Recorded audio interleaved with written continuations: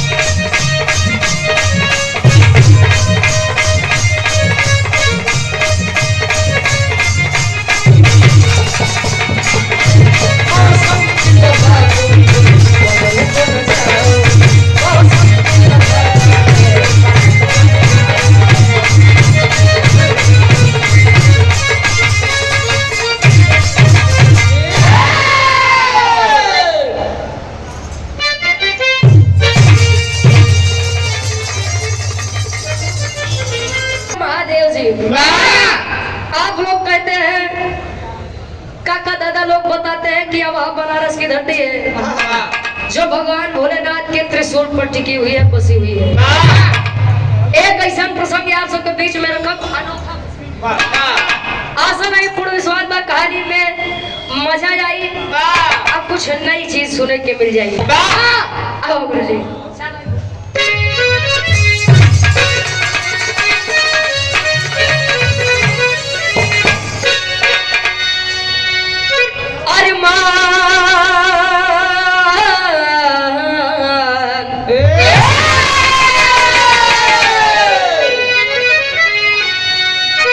अरमान दिल में बनते हैं लाखों, कोटि कल्पना का देखो समावेश होता, ढहे जाते सभी है महल ख्वाब के, कहे जब तक न ऊपर से आदेश होता,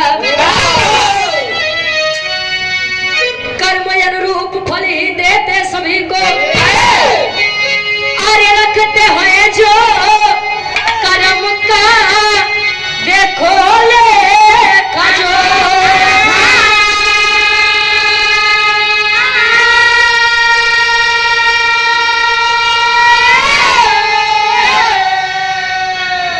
गलत कर्म का है नतीजा भयंकर, मगर सत्य का फल देते अनोखा।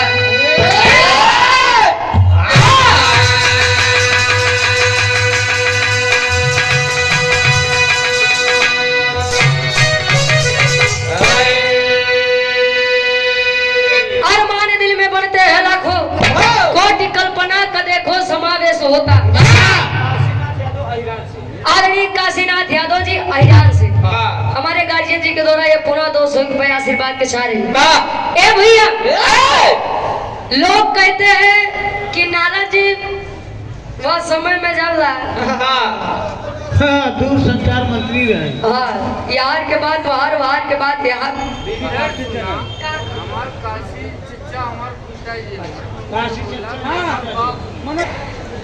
लोग बताओ थे कि नारद जी यार के बाद बाहर, एक के मेहरारू के खबर उनके मेहरारू तो भेजे के काम करत रहे, लेकिन जानत है कि नारद जी के कमी नहीं रही, कमी उनके पैदाइश करेंगे। लोग कहते थे कि जहिया नारद कुछ न पावे, कुकुर फेंक कोई हड्डी लड़ा मारे। बाबा अच्छा, कुकुर फेंक के तो हड्डी लड़ा जाता है, कहे जहिया नारद कुछ न पावे, हड्डी फेंक दो कुकुर लड़ा। हेलो, अरे तो बेस बेस हम लोग खुदे ले ले चाह रहे थे एक महीना से। आए आप लोगों का देख भक्ति और भगवान के बारे में कवि जी एक लाइन लिखते हैं, भक्ति चाह ले तो ईश्वर का दर्शन करा दे, लेकिन जब उन सच्ची भक्ति बापू माँ दुलारी देवी साइकिल स्टोर तरना बाजार से 100 रुपए देकर सम्मान। एक लाइन कवि जी लिखते हैं कैसे?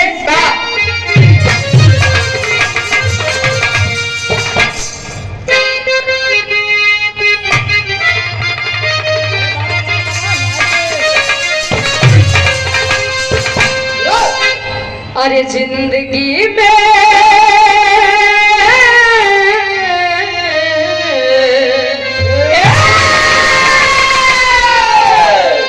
जिंदगी में हजारों का मेला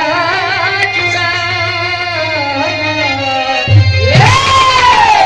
जिंदगी में हजारों का मेला जुड़ा, हंस सब सब उड़ा तब ये पेला उड़ा,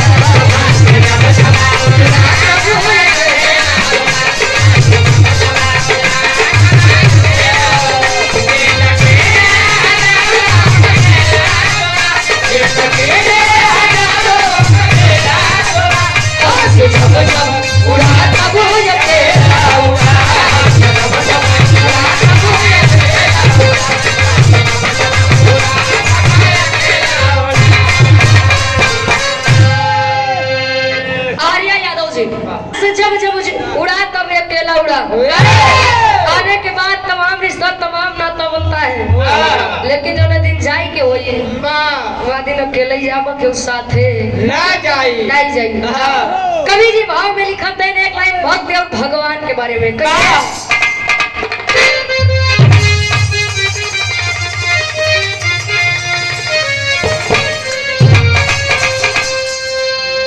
भक्ति शक्ति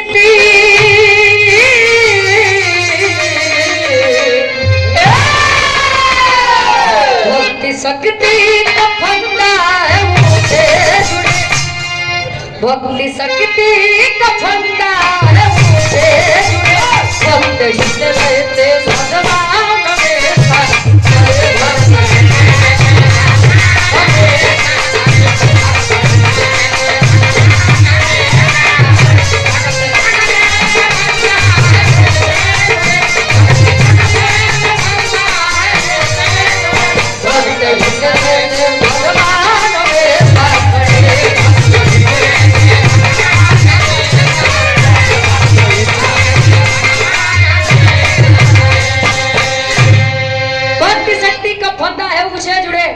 भक्त हित रहते भगवान हमेशा खड़े। अपने विराह के कहानी का शुरुआत कवि जी आने से लिखते हैं बात बात होने समय के क्या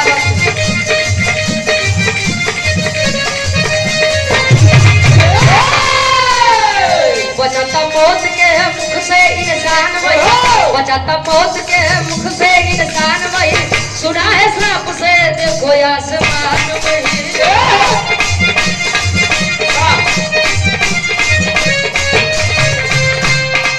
मत थे भोले बाबा एक दिन भंग में, मत थे भोले बाबा एक दिन भंग में, किया श्रृंगार तब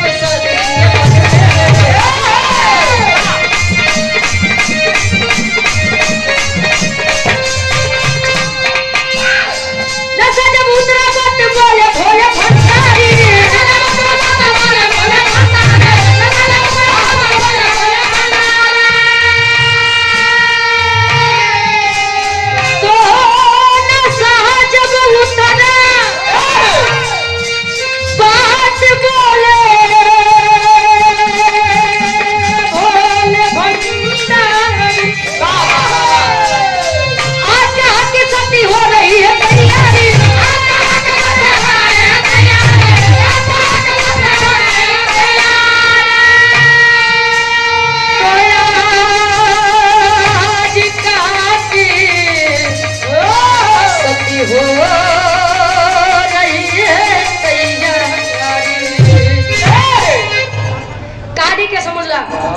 देवों के देव महादेव जी कैलाश पर्वत पे गाजा भाग खाई के मस्त है यार। माई सती जी 16 श्रृंगार करके मन में विचार करत है बहुराहू के नींद टूटे से पहले, ध्यान भंग होए से पहले कैलाश पर्वत छोड़ दा नहीं तो अगर जाग जाइए तो 72 प्रश्न करिए। माई सती जी 16 श्रृंगार करके भगवान भोलेनाथ के सामने से जैसे गई, अब पायल की आवाज काने में गवा। कैसे? छाप छाप छाप छाप बस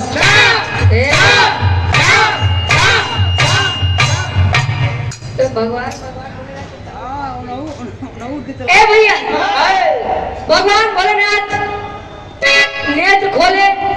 सती जी को देखे, कहे सती, ए सती, बोला पति कहाँ चली?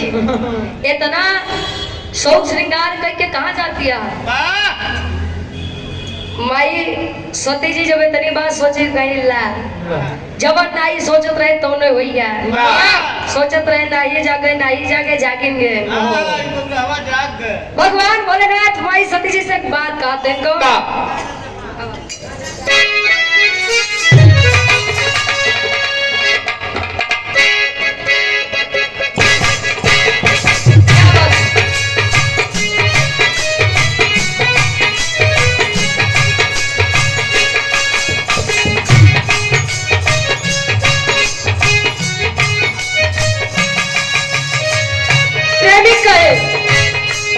तेरे प्यार में मैं मर जावा, दिल नाम तेरे कर जावा, तेरे प्यार में मैं मर जावा, दिल नाम तेरे कर जावा,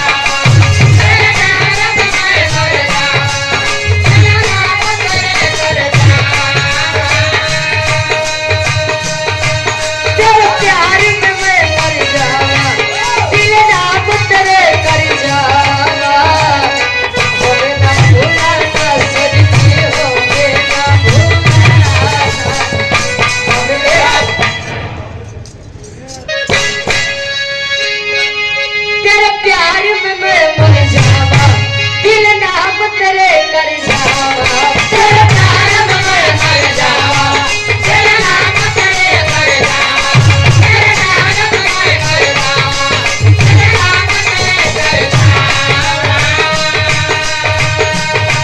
तेरे प्यार में मैं मर जावा, दिल नाम तेरे कर जावा।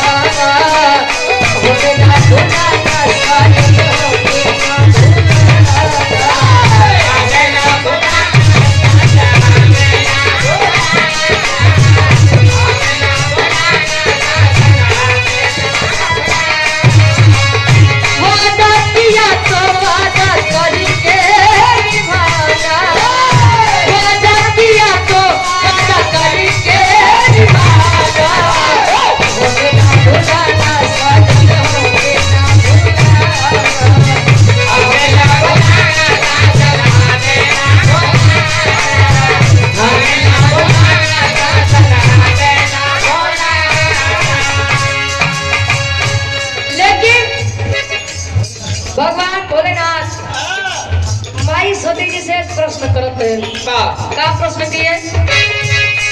सोलह श्रृंगार सजाया, क्यों हमसे भेद छुपाया, सोलह श्रृंगार सजाया, क्यों हमसे भेद छुपाया, सोलह श्रृंगार सजाया, क्यों हमसे भेद छुपाया,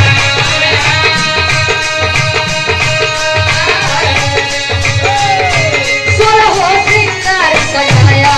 क्यों हमसे भेद छुपाया, हमें ना बताया सजनी होके ना बताया,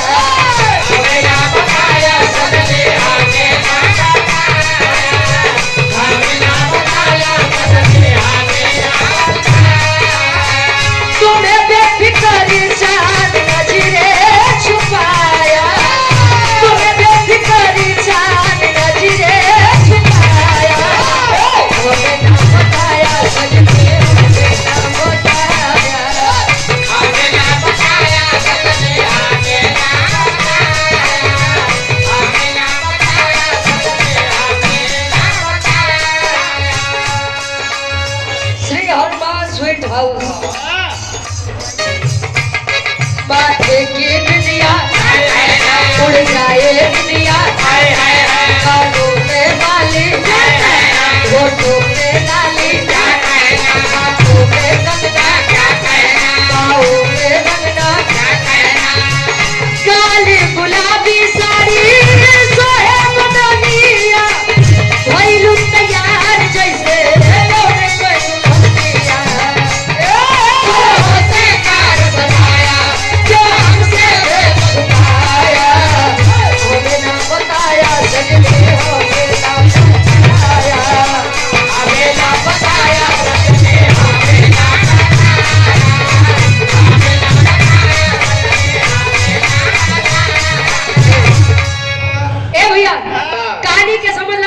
भोलेनाथ माई सती से कहे सती इतना तैयार तू कब आई हो क्या रहू जब पहली बार अपने पिताजी के घरे से हमारे घरे आए रहू कहाँ जा रही है आप कहे कहूँ तनाई स्वामी बस कैलाश पर्वत बदे जात रही कहे ना हमसे झूठ मत बोला। अच्छा पहले के समय में पति परमेश्वर होता था पति परमेश्वर होता था आज के समय में चंचल भैया परमेश्वर होते हैं। अगर एक बार मेरा रूप ताक दे एक बार घुसो के देख दे अरे हाँ जाता है चलेगी तब तक मैं आपको कहीं जाने नहीं दूंगा। कहीं ठीक बस स्वामी अगर मैं बता दूं तो आप पहले मुझे वचन दीजिए कि मेरे साथ चलने के लिए जिद नहीं करेंगे। कहीं अब चला ना चला वो बात के बाद पहले ही बताओ तू जात कहा माई सती जी आखिर भगवान भोलेनाथ के सामने हार के बात कहा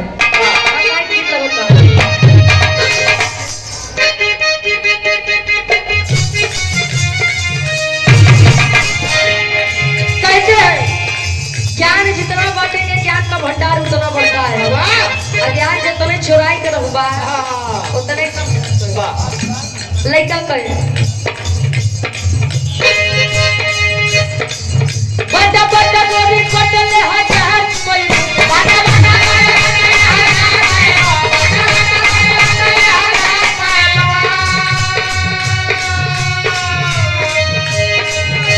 बड़ा गोरी कटले हजार कोई नहीं बड़ा बुता नहीं बड़ा बुता नहीं बड़ा बुता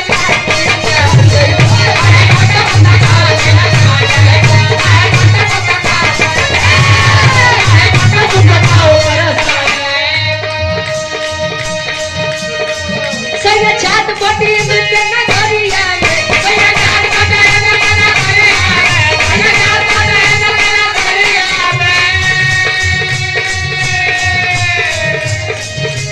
छात पटी के नगरिया आज सभल आज सभल आज सभल पीछे बकरिया आज सभल पीछे बकरिया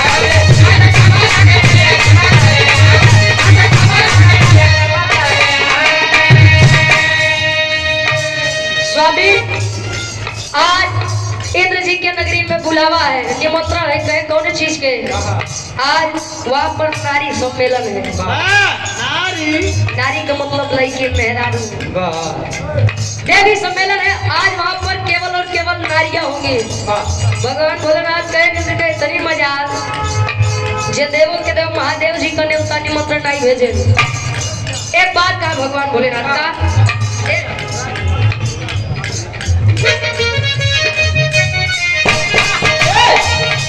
बोली नहीं बोल सब सारी बस्तियां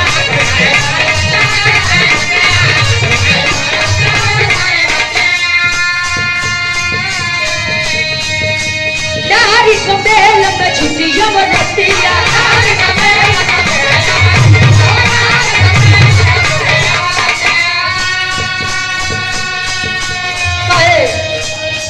जय कोई नहीं बोलो तो बकरिया जय कोई नहीं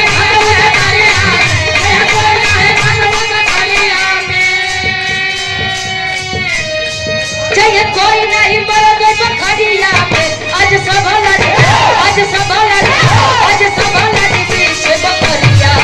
आज सभल पीछे बकरिया आज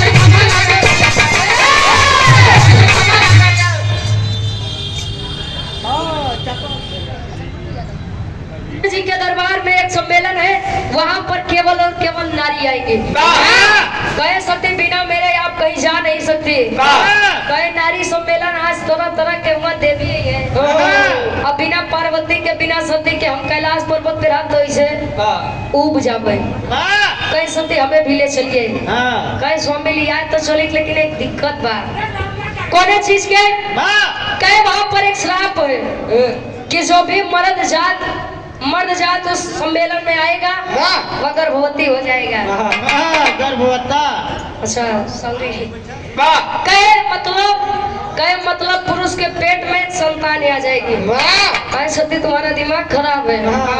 मतलब यहाँ तक मेहरारू से लड़का जन्म ली है बाप तू लोग मन से तो से लइका जन्म देबो हाँ।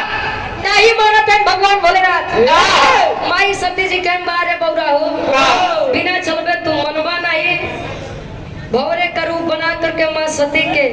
जूड़े में बैठ गई आज चलत है कैसे बिहार के आखिरी गीत लगल बा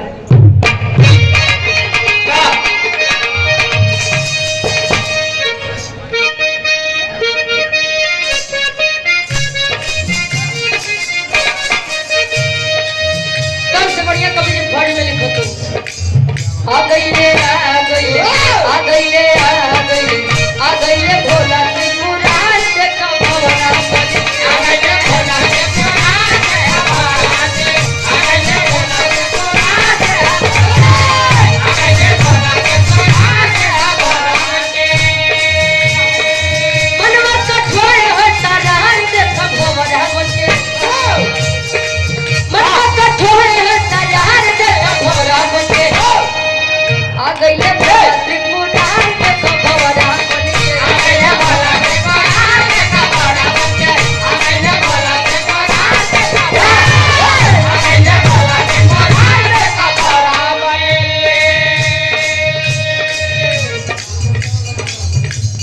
हमरा के रूप बनाई के माई सती के गजरा में बैठा है अच्छा धीरे धीरे भगवान भोलेनाथ कहे सती ए सती अब हमार फटी कहे सती अब निकाल देना आई तो जानला कि अब यारे तोहर भगवान भोलेनाथ यार बार हो जाएंगे हमार तक घर पकड़ा कुल चप्पल का बयान भगवान भोलेनाथ कहा थे माई गिरजा दी भाई चुम मारे बैठा जब कहा थे तो नहीं मानस रे भगवान भोलेनाथ एक बात कहेगा भोला ना माने बतिया भारी कई होले भतिया भोला ना माने बतिया भारी कई होले भतिया भोला ना माने बतिया भारी कई होले भतिया जुड़ा से जुड़ा जुड़ा से जुड़ा जुड़ा से हो गई ले फरार से खबरा मुझे जुड़ा से हो गई ले फरार से खबरा मुझे न्यू विशाल डीजे कोई गान गाओ तरना से 100 रुपया आशीर्वाद के चारी ए भैया कहानी एकदम हमारे समीप में बा भगवान भोलेनाथ नहीं माने ना आखिरकार भगवान भोलेनाथ माई गिरजा जी के जुड़ा से बाहर निकले कतो यहाँ देवी के ऊपर कतो वहाँ देवी के ऊपर कतो यहाँ से झटका जाए कतो वहाँ से पटका जाए भगवान भोलेनाथ बेन तेरी मेहरानू अबे तू जानी नहीं पाऊ हम ही के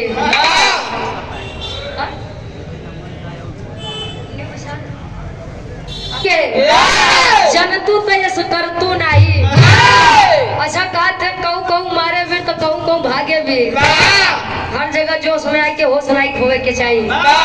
माई गिरजा जी पहले बता रहे कि अगर मर्द जात में हुआ मर्द रूप में हुआ तो गर्भवती हो जाए तो दिक्कत हो जाइए भगवान भोलेनाथ आखिरकार गुस्सियाई के करेगा अपने असली रूप में आइए कैसे पापड़ के भाव में कवि लिखा है कैसे असली रूप में आए अब भगवान भोलेनाथ के हुए 9 महीना वाला पोजीशन है भगवान भोलेनाथ खड़ा है अरे बाप रे बाप भगवान भोलेनाथ जितनी देवी सती यहाँ लजाई के शर्माई के भाग गई बचे भगवान भोलेनाथ माई सती जी माई सती जी गुस्सियाई के देखा था बस हो ही गया बड़का मरद बनत रहे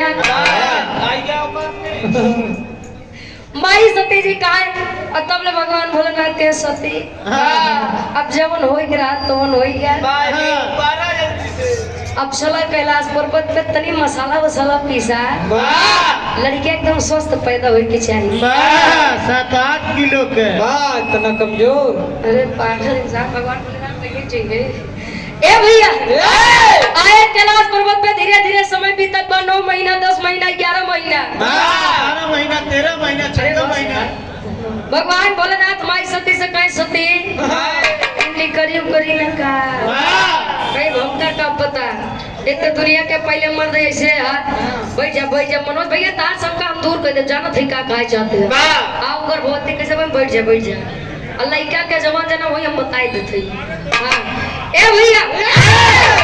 बस भाई बारे हम कहानी एकदम शॉर्ट कर देते अरे यार बैठ जा हमार आज खुदे नहीं बोला। हेलो, भगवान भोलेनाथ माँ सती से एक बात कहे, माँ सती विष्णु जी के पास आती है, विचार करे, आल्हा के भाव में कवि जी प्रमाण देते हैं।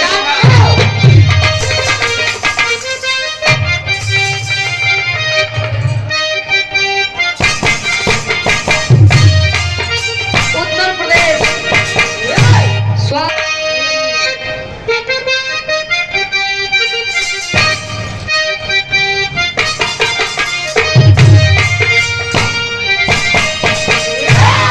अरे सुर नार मोनी करते जय करी भोजनिया बाबू,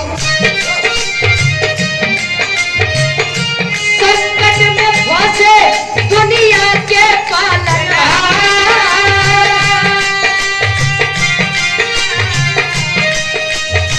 सती जी पहुँचली जाके विष्णु के समनवा बाबू, विष्णु दिए है तब उपाय समझाए,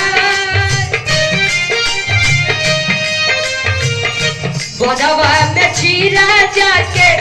शंकर के पेटवा देवी, यही हाल लाना के निकाल के बाहर, आ लइका निकाल के वही जंगल में बाधू देखो ढेर मोहाऊ नाई, अनाई तो दुनिया थूकी। मेहरारू ख्याल लबर लबर कर तू। महेश कुमार जी बताओ तो भगवान भोलेनाथ के सत्य ठीक कैसे हो कहे कि हमारे कानिया उरे में अमृत रस बा, वही पिया देबो तो पहले जैसा ठीक हो जाबा, कहे ना सती पहले अमृत रस पियावा ओकरे बाद पेट चीरू तब लइका निकालू, अनाई तो पता लग लड़के पाई के निकल दू तू कैलाश पर्वत पेट हमार चीरा के चीरे रही के बा करत ही का आखिरी भाव खड़ी के भाव में कवि जी लिखत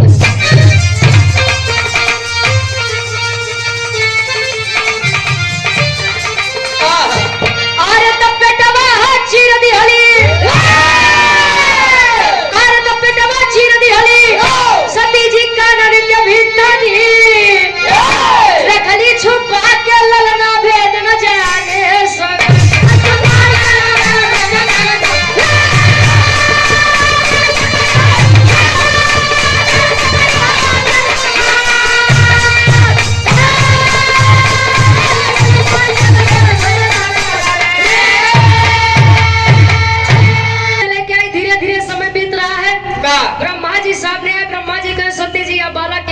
रहना उचित नहीं है।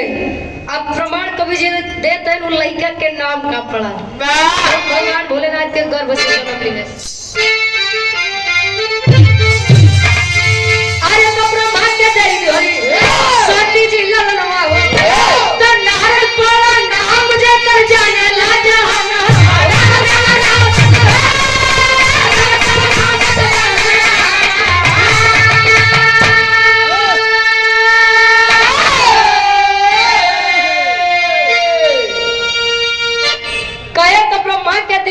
सती जी ललनवा हो ता नारद पड़ा नाम जे कर जाने ला जहनवा। ब्रह्मा जी के मानस पुत्र कहे जाते हैं नारद जी,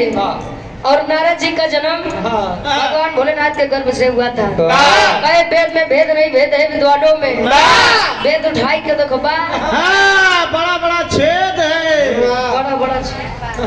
कहे कभी अगर कोनो कहानी मौत है तो बिना शोध किए वो कहानी नहीं लिखत। आखिरी में खानदान के परिचय बा, ओकरे बाद हमरे ड्राइवर भैया के फरमाइश बा हराना में दे दे डाब एक लाइन सुना के सुनील भैया के नंबर है।